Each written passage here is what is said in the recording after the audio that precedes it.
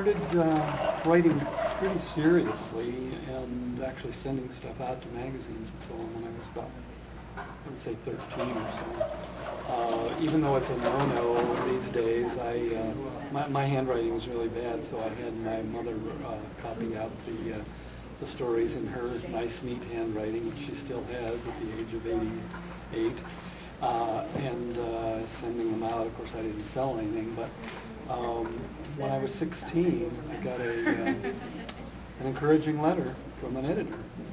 And not just an editor, but a well-known writer in his own right. Unless you read science fiction, you may not know him, but his name is Frederick Paul, and he's a very well-known science fiction writer. And he was an editor of a science fiction magazine at the time, Amazing Stories or one of those, I don't know. And he sent me a very nice letter telling me that, you know, I came very close with the story. He'd certainly read a lot worse ones, but it was too familiar, too much like other things they'd done. But you know, I was really bitten then. After a couple of years of trying, I put it on the shelf and went on and wrote another book that didn't sell, and another one, and another one, and another one, and another one, and another one, and another one. 9 books in all over a period of 16 years. Before Wild Timothy was finally published in 1986 by Athenaeum. Can I see? Sure, pass that around, in fact. They subsequently published 2 more of my books. So, to either encourage you or totally discourage you, this one took me 10 years to find a publisher for. I mean, I thought Shakespeare Stealer was a long time. It was 9 years between the time I wrote it and the time it got published. This was 10 years. This was 13. So, you know, you just got to have faith and you got to hang in there.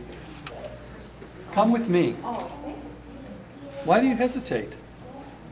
Perhaps you're wondering whether you can trust me. I understand. We will be heading into unfamiliar territory, full of unaccustomed and sometimes unpleasant sights and sounds. You may find it all a bit daunting and disorienting, a bit dirty, even dangerous. But that's why I'm here. Think of me as a guide, an interpreter.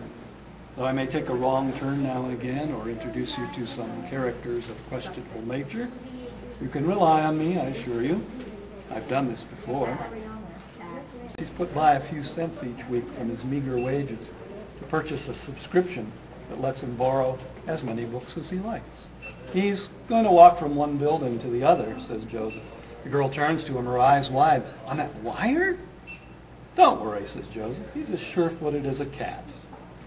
The boy atop the building picks up a long, thin balancing pole and places one foot on the cable. For a moment, he sways back and forth, finding his balance.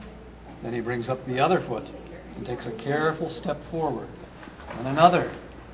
The crowd below has gone utterly silent, holding its collective breath.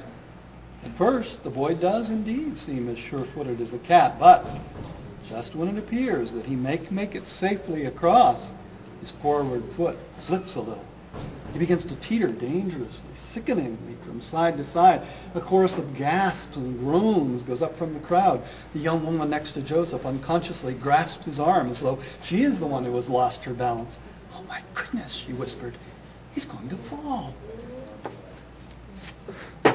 Did you like Shakespeare, or just the idea of writing a story about him? Oh no, I I like Shakespeare a lot, but I never would have thought of writing a novel about him, except that I had come across a mention in a newspaper of Timothy Bright and his system of shorthand, and thought, oh, it would be really easy to steal a play in performance if you knew shorthand, and that's how it all came about.